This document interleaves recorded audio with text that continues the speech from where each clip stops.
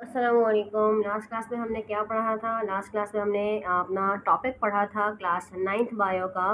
क्या टॉपिक था हमारा? Carriers in biology. ठीक है, तो हाँ हमने स्टडी कर लिया था। आज जो रिमेनिंग है वो हम स्टडी करते हैं और अपना टॉपिक को कंप्लीट करते हैं।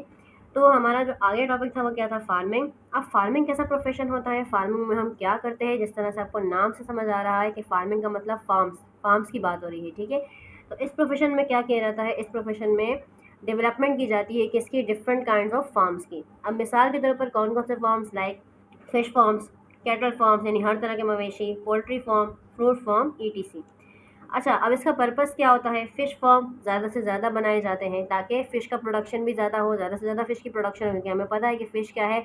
High protein source of food है और इसके अलावा उसका ऑयल भी यूज़ किया जाता है। तो फ़िश ज़्यादा से ज़्यादा इसके फार्म बनाए जाते हैं ताकि इसका ज़्यादा से ज़्यादा इसको प्रोड्यूस किया जा सके और उससे ज़्यादा से ज़्यादा प्रोडक्ट हासिल किया जा सके। ठीक है, नेक्स्ट कैटल फार्म। ठीक है, अब कैटल जो मवेशी होते हैं हमारे पास, जो हम लोग कुछ मवेशी यूज़ करते हैं, जिस तरह से बफालो हो गई, काव हो गई, तो क्या है वो हमारे लिए मीट का सोर्स भी है और हमारे लिए मिल्क का सोर्स भी है। ठीक है, और मिल्क से हम फर्दर चीज़ें बनाते हैं, बटर वगैरह। ठीक है, और कर्ड वगैरह, तो ये तमाम चीज़ें भी बनती हैं। तो हमारे लिए हम क्या करते हैं कि हम ज़्यादा से ज़्यादा फार्म्स को ग्रो करते हैं, फार्म्स की डेवलपमेंट करते हैं ताकि हम ज़्यादा से ज़्यादा ऑर्गेनिजम्स को वहाँ पर ग्रो करवा सकें और उससे ज़्यादा से ज़्यादा हम अपने प्रोडक्ट को हासिल कर सकें। ठीक है, नेक्स्ट हमारे पास क्या है? Poultry farm. पोल्ट्री फार्म में क्या किया जाता है? पोल्ट्री फार्म में हैंस वगैरह होती हैं। ठीक है, तो हैंस को ज़्यादा से ज़्यादा प्रोड्यूस किया जाता है। जो सोर्स हमें मिलती है food as a source, egg और इसके अलावा चिकन। ठीक है, नेक्स्ट क्या है? Fruit farm. डिफरेंट टाइप्स के फ्रूट फार्म को डेवलप किया जाता है ताकि हम डिफरेंट काइंड ऑफ फ्रूट्स को हासिल कर सकें, हमारा प्रोडक्शन रेट ज़्यादा से ज़्यादा हो। ठीक है,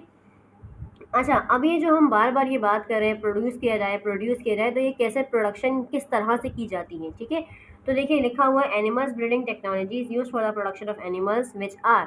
जैसे कि मैंने आपको प्रीवियस टॉपिक में बताया था कि ब्रीडिंग की जाती है। ब्रीडिंग क्या होती है? रिप्रोडक्शन ही एक तरह से कहा जाता है इसको, कि क्या किया जाता है? जीन्स की मैनिपुलेशन की जाती है, यानी जीन्स को ट्रांसफ़र किया जाता है दूसरी बॉडी में। भी आपको आगे बायोटेक्नोलॉजी में समझाऊंगी भी। तो जीन्स को मैनिपुलेट करते हैं एक बॉडी से दूसरी बॉडी में।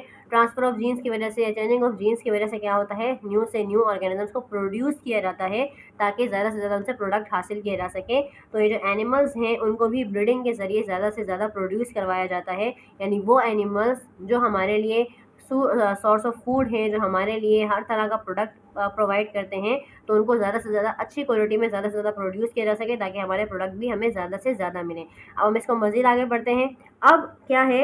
एनिमल्स ब्रीडिंग टेक्नोलॉजीज़ क्यों की जाती हैं? जैसे मैंने आपको पीछे एक्सप्लेन किया कि वो हमारे लिए सोर्स ऑफ मीट भी होते हैं एनिमल्स, इसके अलावा source of milk, leather, wool, etc, ये भी सब हम ऑर्गेनिज्म से ही हासिल कर रहे होते हैं।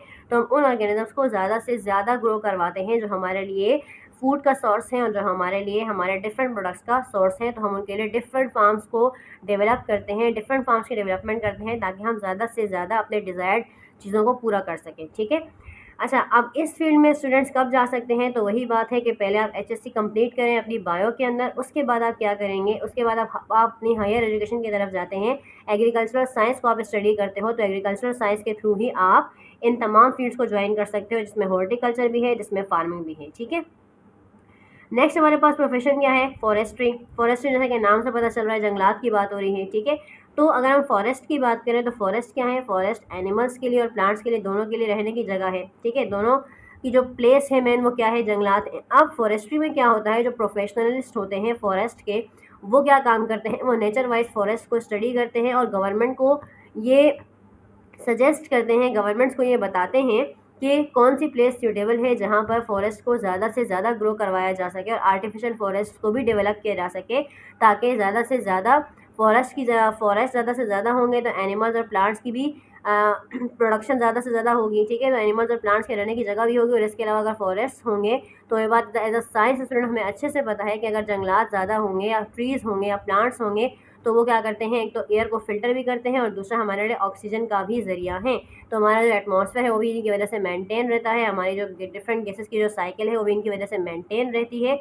तो ज़्यादा से ज़्यादा जंगलात को डेवलप किया जाता है ताकि, और ऐसे प्लेसेस को सजेस्ट किया जाता है गवर्नमेंट को कि जो नेचर्स वाइज स्टडी की जाती हैं प्रोफेशनलिस्ट की तरफ से, तो वो उन प्लेसेस को स्टडी करने के बाद गवर्नमेंट को सजेस्ट करते हैं कि कौन सी प्लेस सूटेबल है फॉरेस्ट के लिए और मज़ीद उनको आर्टिफिशियली फॉरेस्ट को भी ग्रो करवाने के लिए। ठीक है, तो यही तमाम चीज़ें यहाँ पे लिखी हुई हैं। Different kind of plants and animals live there. Plants और एनिमल्स की रहने की जगह कौन सी है? फॉरेस्ट है। प्रोफेशनल्स लुक आफ्टर, जिस तरह से मैंने भी आपको बताया। अब इस फील्ड में हम कब जा सकते हैं, तो देखो इस फील्ड में भी हम कब जा सकते हैं, यानी इस फील्ड को हम एज अ प्रोफेशन कब ज्वाइन कर सकते हैं, तो after completing study in HSC in bio, हम ये प्रोफेशन जो है हायर स्टडीज़ में जाकर कैसे बैचलर्स या मास्टर्स करने के बाद किस फील्ड में, एग्रीकल्चरल साइंस में, बल्कि नहीं, इस फील्ड में जाने के लिए हम क्या करते हैं, HSC इन बायो कंप्लीट करने के बाद हायर लेवल की स्टडी करते हैं, बैचलर्स या masters in botany and zoology. और ये दोनों फील्ड्स, इन दोनों फील्ड्स में हायर लेवल की स्टडी हासिल करने के बाद हम फॉरेस्ट्री को या फॉरेस्ट्री के प्रोफेशन को ज्वाइन कर सकते हैं। ठीक है, लास्ट हमारे पास है वो क्या है, बायोटेक्नोलॉजी। पढ़ लेते हैं कि बायोटेक्नोलॉजी क्या है। तो देखिए, अब बायोटेक्नोलॉजी अगर हम इसको फोकस करें इस नाम के ऊपर, तो ये नाम दो अल्फाज पे मुश्तमिल है, यानी ये जो पूरी टर्म है ये दो अल्फाज से मिलकर बनी है, एक बायो और एक टेक्नोलॉजी। और हमें शुरू से पता है कि बायो का मतलब क्या है, लाइफ यानी लिविंग ऑर्गेनिज्म, और टेक्नोलॉजी का मतलब टेक्निक्स यानी टेक्नोलॉजीज़ का इस्तेमाल किया जाता है लिविंग ऑर्गेनिजम्स के ऊपर। तो ये भी एक प्रोफेशन है। पढ़ते हैं इसमें क्या करते हैं, जिस तरह अभी मैंने पीछे आपको बताया था कि जीन्स को, एक बॉडी के जीन्स को दूसरी बॉडी के जीन्स में इंजेक्ट किया जाता है या ट्रांसफ़र किया जाता है अपने डिज़ायर्ड प्रोडक्ट्स को हासिल करने के लिए। तो बेसिकली ये तमाम जो टेक्नोलॉजीज़ हैं वो किस फील्ड में स्टडी की जाती हैं, बायोटेक्नोलॉजीज़ के अंदर। It deals with the manipulation of genes या by gene changing to produce variable chemical products. क्या किया जाता है, एक बॉडी के जीन्स को दूसरी बॉडी के जीन्स में इंजेक्ट किया जाता है ताकि हम अपने डिज़ायर्ड प्रोडक्ट्स को हासिल कर सकें, और इसी तरह से ब्रीडिंग की टेक्निक भी यूज़ की जाती है। ठीक है, अब मिसाल के तौर पर इस बात को हम किस तरह समझेंगे, तो देखिए जिस तरह से हमारे पास सिंपल सी एग्जांपल है, जो डायबिटीज़ के पेशेंट्स होते हैं उनको क्या किया जाता है, उनको इंसुलिन के इंजेक्शन लगाए जाते हैं। उसकी वजह क्या होती है कि उनकी बॉडी के अंदर इंसुलिन नहीं बन पा रहा होता, पेंक्रियास उनका इंसुलिन हार्मोन नहीं रिलीज़ कर पा रहा होता, या अगर वो रिलीज़ हो भी रहा होता है तो वो इतनी क्वांटिटी उसकी नहीं होती कि वो बॉडी में ग्लूकोज लेवल को मेंटेन कर सके। ये सब किस में होता है, डायबिटीज़ केस में। ठीक है, इनबैलेंस हो जाता है। तो फिर क्या किया जाता है कि बॉडी में इंसुलिन नहीं बना तो बॉडी में ग्लूकोज लेवल हाई रहता है, जो कि हमारी बॉडी में अच्छा नहीं होता।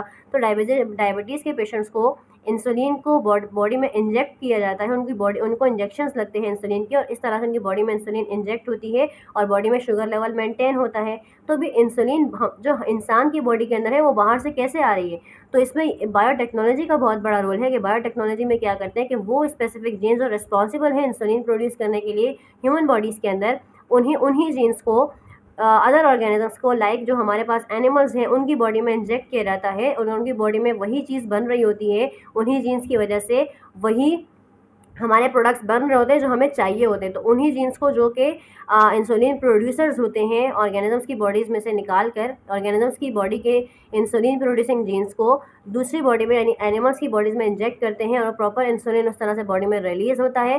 देन उसे वहाँ से हासिल करने के बाद ह्यूमन बॉडीज़ के अंदर या जहाँ भी डायबिटीज़ पेशेंट्स को ज़रूरत होती है, डायबिटीज़ पेशेंट्स की बॉडीज़ में इंजेक्ट की जाती है इंसुलिन। तो ये पूरी टेक्नोलॉजी है जो बायोटेक्नोलॉजी कहलाती है, और उसमें बहुत सारी टेक्नोलॉजीज़ जो इस्तेमाल की जाती हैं ह्यूमंस के लिए, एनिमल्स के ज़रिए, एनिमल्स के ज़रिए और ह्यूमंस के ज़रिए, कि जीन्स को बॉडीज़ में इंजेक्ट किया जाता है डिफरेंट जीन्स को, और ताकि वो हमारे वैल्यूएबल प्रोडक्ट्स को या हमारे डिज़ायर प्रोडक्ट्स को हमें बना कर दे सके, और उनको फिर हम वेलफेयर ऑफ मैन काइंड के लिए यूज़ किया जाता है। ठीक है, तो इस तरह इंसुलिन की मिसाल भी है। अब दूसरा क्या है, ग्रोथ हार्मोन्स। बहुत सारे हार्मोन हमारे बॉडी में जो ग्रोथ हार्मोन्स होते हैं, यानी जो रिस्पॉन्सिबल है हमारी ग्रोथ के लिए, अगर वही बॉडी में प्रॉपर बॉडी में नहीं बन रहे या प्रॉपर बॉडी में रिलीज़ नहीं हो रहे, तो उनकी भी जीन्स को इंसर्ट किया जाता है अदर ऑर्गेनिजम्स की बॉडीज़ के अंदर। तो जब उनकी बॉडी में प्रॉपर वो हार्मोन्स रिलीज़ होते हैं, देन उनको वहाँ से हासिल करने के बाद, वहाँ से उनकी बॉडी से रिलीज़ करवाने के बाद, वहाँ से जब वो बॉडी में बन रहे होते हैं तो उनको बॉडी से उन बॉडीज़ से हासिल करने के बाद उनको ह्यूमन बॉडीज़ में, यानी जिस बॉडी में भी, जिस इंसान की बॉडी के अंदर भी इन हार्मोन्स की डेफिशिएंसी होती है, तो उन बॉडी में इंजेक्ट किया जाता है। इस तरह से उनकी बॉडी के अंदर उन हार्मोन्स का बैलेंस हो जाता है। इसी तरह से इंटरफेरोन भी है। अब ये जो मैंने सारी बात कही कि हम एक जीन्स को दूसरी बॉडी के जीन्स में डालते हैं और फिर वहाँ से वो चीज़ बनती है और फिर उसको अगेन उस बॉडी में इंजेक्ट की जाती है जिस बॉडी में उसकी नीड है, तो ये तमाम काम कैसे हो रहा है, या वो जीन्स जो हैं वो कैसे दूसरी बॉडी में जाकर, क्योंकि वो एक बॉडी में काम नहीं कर रहे, तो वो दूसरी बॉडी की जीन में जाकर कैसे काम कर रहे हैं। तो वो क्या होता है कि इसमें माइक्रो ऑर्गेनिजम्स की हेल्प ली जाती है, स्पेशली बैक्टीरिया। तो माइक्रोब्स की वजह से, यानी माइक्रोब्स को यूज़ करके, क्योंकि हमारे बहुत सारे माइक्रोब्स ऐसे होते हैं जो इन प्रोडक्ट्स को रिलीज़ कर रहे होते हैं, ठीक है। तो माइक्रोब्स को यूज़ किया जाता है इन टेक्नोलॉजीज़ के लिए, और वो क्या करते हैं, उनकी हेल्प से, माइक्रोब्स की वजह से इन प्रोडक्ट्स को हासिल किया जाता है दूसरी बॉडीज़ के अंदर जीन इंसर्ट करने के बाद, और फिर उन प्रोडक्ट्स को उस बॉडी से निकाल दिया जाता है और फिर उन बॉडीज़ में यूज़ किया जाता है थ्रू इंजेक्शन या अदर सोर्सेज, किस लिए, इलाज करने के लिए, ट्रीटमेंट्स के लिए, ठीक है। अब इस फील्ड में या इस प्रोफेशन को कब ज्वाइन किया जा सकता है, तो देखिए students can adopt this profession, student after HSC in bio profession को कब अडॉप्ट कर सकते हैं, जब वो अपनी हायर लेवल स्टडी करेंगे किसके अंदर, या तो जोलॉजी में या फिर बॉटनी के अंदर। जोलॉजी और बॉटनी में स्टडी करने के बाद वो इस फील्ड को भी ज्वाइन कर सकते हैं, जो क्या कहलाती है, बायोटेक्नोलॉजी कहलाती है। तो इसके साथ हमारा ये topic carriers in biology class 9th का लेक्चर 3 कंप्लीट हुआ। होप्स हो कि आपको तमाम प्रोफेशन समझ में आए होंगे, तमाम चीज़ें समझ में आई होंगी। फिर भी अगर आपको कोई चीज़ समझ में नहीं आई है तो आप मुझसे पूछ सकते हैं, ठीक है। वीडियो पसंद आई है तो वीडियो को लाइक करें, शेयर करें, चैनल को सब्सक्राइब कर दें। मिलते हैं नेक्स्ट क्लास में नेक्स्ट लेक्चर के साथ, जो कि होगा हमारा Quranic verses in biology. Biology में कुरानिक वर्सेस के हवाले से हमारा टॉपिक है नेक्स्ट, जिसमें हमने ये पढ़ना है कि कुरान साइंस के बारे, कुरान क्या कहता है और साइंस क्या कहती है जानदारों के वजूद के बारे में या इंसानों के वजूद के बारे में, ठीक है। तो नेक्स्ट टॉपिक हमारा वो होगा। तो मिलते हैं नेक्स्ट क्लास में नेक्स्ट लेक्चर के साथ। तब तक अपना बहुत सारा ख्याल रखेगा। अल्लाह हाफिज़ नासिर।